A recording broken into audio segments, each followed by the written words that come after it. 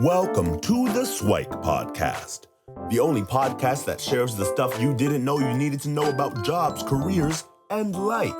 The SIWIKE podcast, the stuff I wish I knew earlier. Hi, everyone, and welcome to the SIWIKE Stuff I Wish I Knew Earlier podcast. We're here again with one of our lovely guest hosts, Nora, and we thought we'd have a conversation on mental health and managing change in the workplace. So obviously in these trying times, there's a lot of flux that's happening and people's mental health are strained. People are going back into the office. Some of them are staying virtually. Some of them are hired completely virtually. And there's all sorts of different remote, hybrid, in-person and everything, plus a lot of like tech changes, a lot of strategy changes with and to deal with the whole COVID situation. But I'd love if we kind of dove into and talked about a few things on the topic of mental health and managing change in the workplace. So Nora, I think if we can have a bit of a discussion on things like wellness. I know you have a way of kind of viewing it so that folks can kind of take a look at it and see if they can reflect a little bit of how those parts and those pillars of their life and how they might be able to manage it. So what are your thoughts and what are your ways of helping with wellness? Thanks, Luki. Happy to be on and recording this this episode with you again after quite a while. It's been a while. And this is a topic that's really become this past year dear to me, and it wasn't before because I guess I just took life for granted like many people, and then the pandemic kind of threw us into a whole other world and reality. So one of the things now as we well, I'd say we're in the endemic, post COVID-19 and starting to get back to going into the office and starting to get back to real life a little bit or how life was, is that there are some people who have experienced a lot of mental health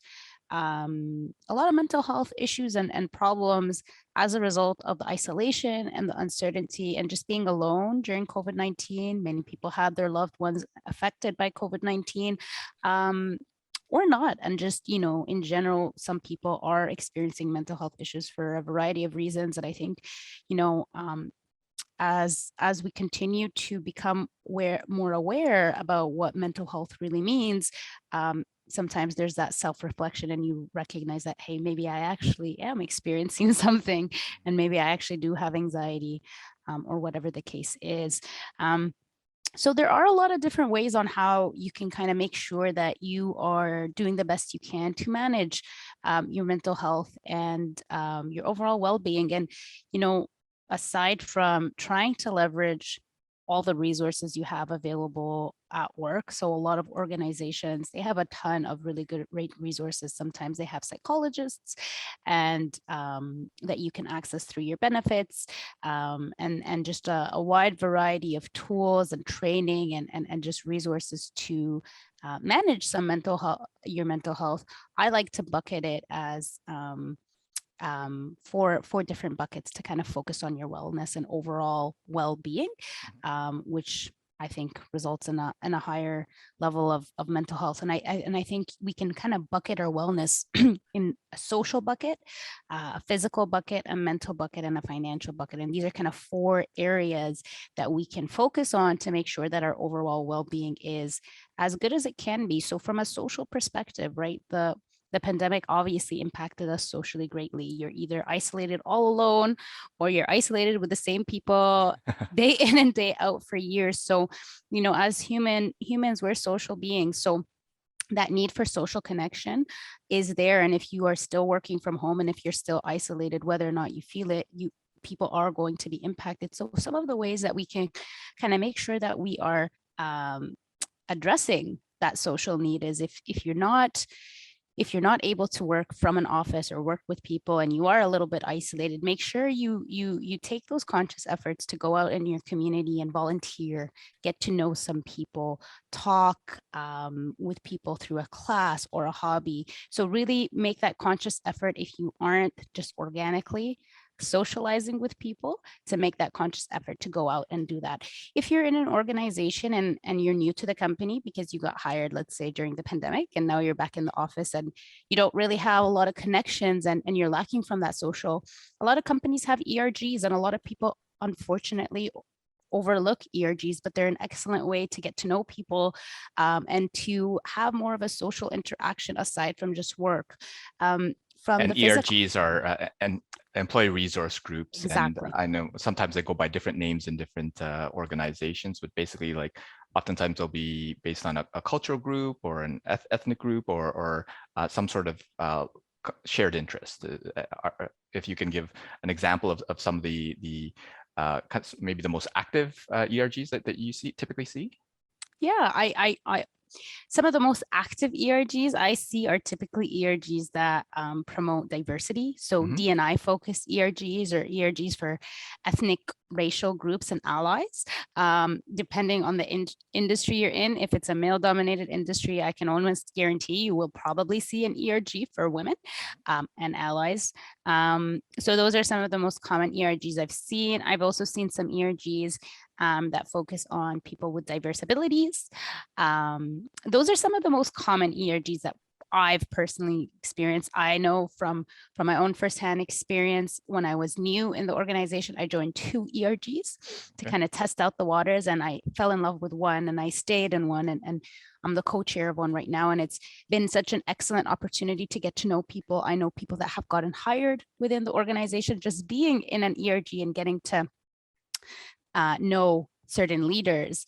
And I also know some people that have gotten tremendous exposure and just built really great connections through this ERG. So it's an excellent opportunity to join one, not only to, work on your social well-being, but also I think it has a lot of career benefits and development opportunities as well.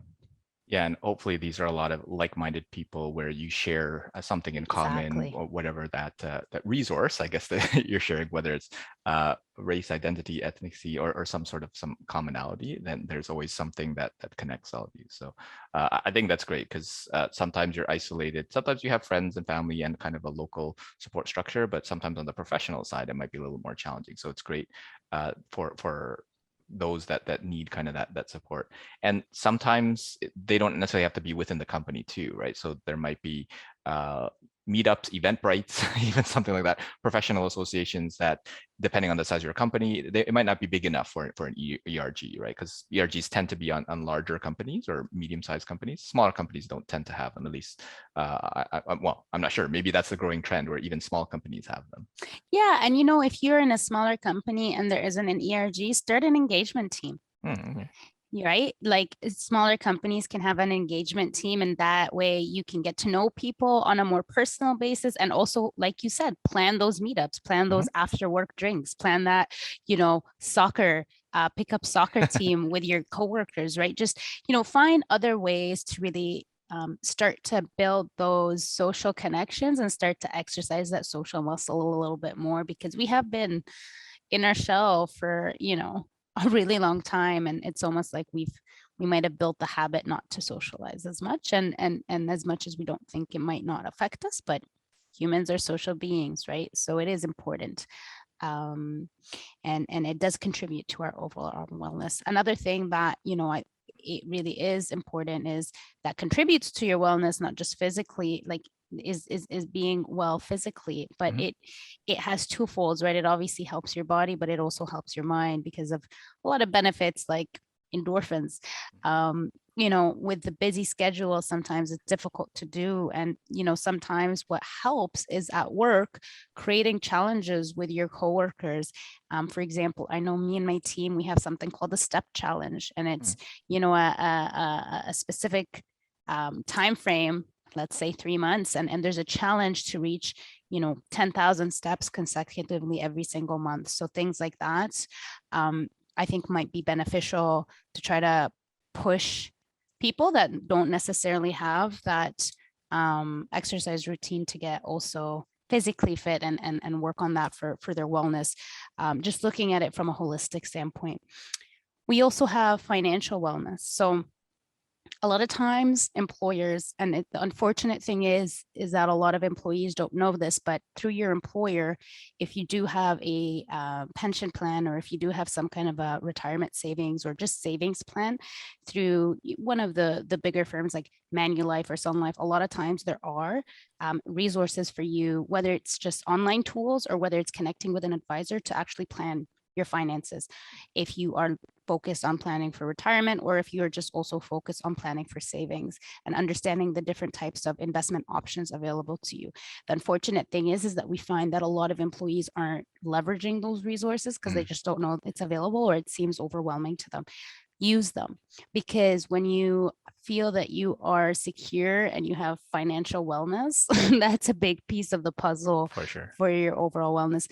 And if you don't have that available at work, I would recommend seek it out. There's a ton of financial advisors that can help you kind of organize your finances. And then lastly, mental, right? So it's really what we try to tell our employees is really tune into yourself and try to understand what your triggers are and when you're specifically also getting a little burnt out. So really listen to your body and listen to your mood and your attitude, because that'll be a big teller on whether or not you need to take a step back and take a little bit of a break. So those are kind of the 4 buckets when we look at overall wellness within organizations. Those are kind of the 4 buckets that we try to look at. You know, how are people doing socially, physically, mentally, and financially? For sure. And I think that's a lot of great guidance and insights where, and all of these are actually quite interrelated, right? Because if you have financial pressures, that's probably putting some social stress on you and your probably significant other in their family, which is probably causing some physical challenges and obviously relating to mental, and increasing or helping and supporting any one of them could probably help with the other ones as well. So it's you don't have to tackle all 4, pick one, and then you can probably see the improvements in others. And I like what you mentioned about the financial piece, where I wasn't aware that those services were actually being provided through the providers, because a lot of folks always want to make more money, which is obviously the natural thing, but sometimes it's not about like how much money you make, it's how do you leverage and spend and budget and things like that, because if you are always spending more than you make, well, you'll never have anything. But if you can, You'll always be stressed. You'll always be stressed, exactly. And that financial will lead to social, will lead to physical and mental, right? So if you can get a little bit of that, where say, you know what, let's put a little bit aside, or whatever we can manage, can we reduce some expenses here or there, or leverage these additional benefits or whatever, I think that would be a great resource. And yeah, for sure. There's a saying that I learned, and I sometimes feel like I wish I knew this earlier, but there's a saying that says, for every penny saved is a penny earned. Not to say that you shouldn't, enjoy your life, but again, when I joined my organization, I didn't even know that I could, go on the portal and put in different scenarios of what my retirement might look like 30 years or 40 years down the line based on the percentage that I saved. So it's really about you kind of digging into that a little bit, and if you don't know, ask your HR rep, because they'll probably know, and if they don't have that available but enough people want that, then maybe there's an argument to bring somebody in that administrates your benefits and your retirement savings for your employees.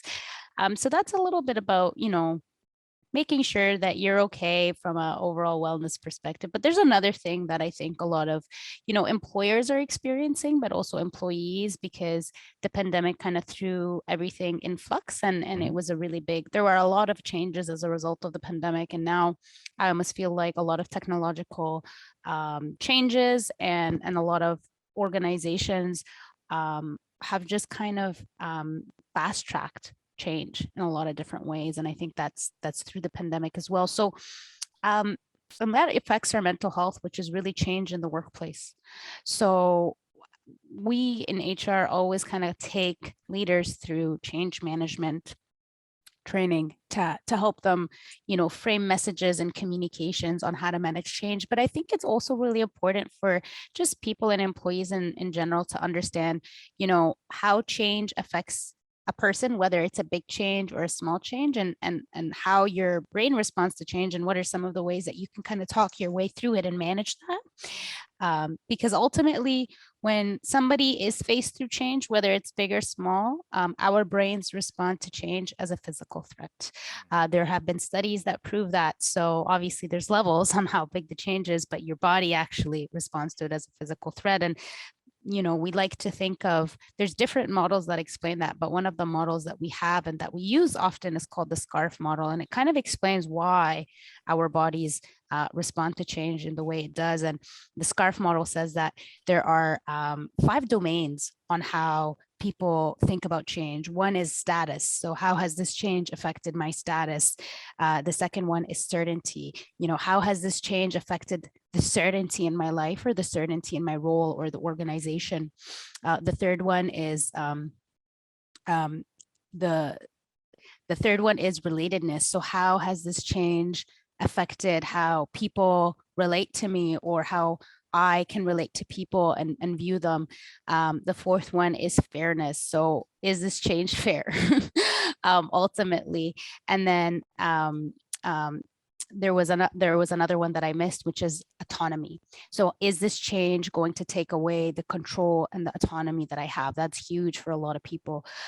So just kind of understanding the fact that, if you are responding to change, taking a step back and understanding, well, why am I worried about this? Or why is this affecting me? Is it going to impact my status? Is it going to impact the certainty that I have in my day-to-day? Is it going to impact how people relate to me? Is it going to impact my autonomy, or is it fair? And it's almost like, if you take a step back and walk yourself through it and understand certain things about this change, you can kind of take yourself away from that threat response and take yourself into more of a flow response, kind of leaning into the change. So to give an example, if a person is going through an organizational change, and the company wants them to come back into the office, and that's the organizational change, it's moving away from remote to in office, that might affect somebody's autonomy, right? And that might affect somebody's certainty, because now I don't have the flexibility to kind of schedule my day how I want, and now I don't have the certainty that I'm going to come home on a certain time to go to the gym or to pick up my kids or whatever. And it's almost like, well, how can we focus on making sure that that's not the case? Is your employer flexible enough so you can kind of build some certainty around your start and stop times, right? Do you have the autonomy to maybe in work go to, for example, the gym, if that is what you want, or go to that doctor's appointment? So it's maybe not so focusing, this is what's being taken away, but focus on, well, can I still have those 2 things that I feel threatened about in this new state, right? So those are different ways to kind of think about that. So I think once a person is a little bit more aware on how their brain is processing it, the easier it is for somebody to think about, well, how can I lean into this and make it work for me? And I know that example of moving from remote to in office might seem small, but it is actually causing a lot of churn in organizations. So it's not small at all, because of the impact it's had on people, and it's the impacts that it's had on engagement and turnover in organizations. Yeah, I think that's a great model, and I've heard that before, and putting it into the context and example is definitely useful. And to your point about being a relatively small change, like it seems like I'm just going back into the office. Well, but yeah, I mean, if we were used to doing something one way for like 2.5, almost 3 years, that sort of thing, then going back even to a new world, but that new world probably is not going to be the same as the old one, right? So all the routines are going to change, and the culture is going to be slightly different. And then you still have to deal with the folks that are remote, because it's probably not going to be 100% in person for a lot of companies. There's going to be this hybrid thing where, well, why are you online and I'm in here? And that sort of thing. So I think that's quite an interesting discussion. And then if it's just a matter of taking that challenge, this change, and then putting it through, okay, which one of these 5 things are activated or relevant or prioritized as part of this change? And then saying, okay, can we do something about that, right? Yeah. And then making the appropriate plans and taking a look at all the different resources that you can have for that. So, and is this something that really employees do on their own, or has it been like a concerted effort for like managers and employees to kind of work through this together? I imagine it's kind of on both sides that folks have to understand and deal with this. Yeah, when we typically train on change, we do train the people leaders, so managers to kind of manage that. But I always think that self-awareness is really important, because unless you're self-aware, you're not going to be able to kind of manage things that you're going through. So I Sure. almost also think that there's something to be said about, having people that are actually going through that change kind of understand why they're feeling this way. I think is important. But from a leader perspective or a manager perspective, I think it's important to be able to identify these domains, because based on that feedback or the comments that a person is giving you, you can then respond and kind of address things accordingly, right? And rather than perceive something that's super neutral and be surprised as to why the response is very negative, kind of actually actively listen to what's being told and say, okay, so I get it. So now they're uncomfortable with the uncertainty. I, as a leader, can't provide them with any certainty right now. Let me try to focus on creating certainty around our processes, or creating certainty around our shared goals, or creating certainty around the value that they bring, right? So I think it's important on both ends. Yeah, and I think it's important that the conversation happen, because if, let's say, the manager puts a certain scenario through this model, they might come up with different things that are activated, whereas the employee might prioritize certain other things. Is actually, I have no issues with my status. I think it's going to change my autonomy or this and that. Exactly. Like, oh, okay, I didn't know. So then the solution that the manager supposedly came up with, well, isn't relating to the true problem that the employee is kind of trying to raise in there. So I think those conversations are important. So yeah, I think these are amazing tips and good models, where from a mental wellness perspective, I mean, the 4 pillars: social, physical, financial, mental, they're kind of all self-reinforcing and helping each other out. And then on dealing with change in the workplace, both for the managers out there, the people leaders out there, and for the employees, to have a little bit of self-awareness, because you can do it yourself. You don't have to wait for your boss to do it for you. You can make suggestions, and putting them through the scarf, where it's status, certainty, autonomy, relatedness, and fairness, and then see which ones are kind of the triggers for you that you have to deal with and need to be adjusted as you deal with change in the workplace. So I think all of these are great models for folks to deal with wellness and change in the workplace. So are there any other parting words of wisdom that you'd want to share in regards to these 2 topics? Just, take time off as much as you need and monitor yourself. So make sure that you're listening to your body and your mind, and just kind of be, I'd say, self-aware. Is kind of the biggest piece of info or advice I give. Yeah, and I think it's given a lot of folks a good opportunity to have these conversations, because a lot of these things still happened pre-COVID, right? But exactly. it put a big magnifying glass on it, because now it's really out in the open and it's really hitting people hard. So now these good conversations can happen and kind of take 1 step back to take 2 steps forward, so to speak. So hopefully a lot of folks will be able to deal with this in whatever the new world brings to us. So thanks so much, Nora, for sharing your wisdom and your insights, and hopefully we have you back for a future episode. Thanks for having me. Thanks for joining us on the SIWIKE Stuff I Wish I Knew Earlier, the podcast. If you like the podcast, please subscribe on iTunes, Stitcher, or wherever you found this podcast. And if you can give us a review, that would be very appreciated. Feel free to contact me on LinkedIn at Lukidanu, LUKIDANU, and the same on most social media platforms. And I look forward to hearing from you. Thanks. Bye.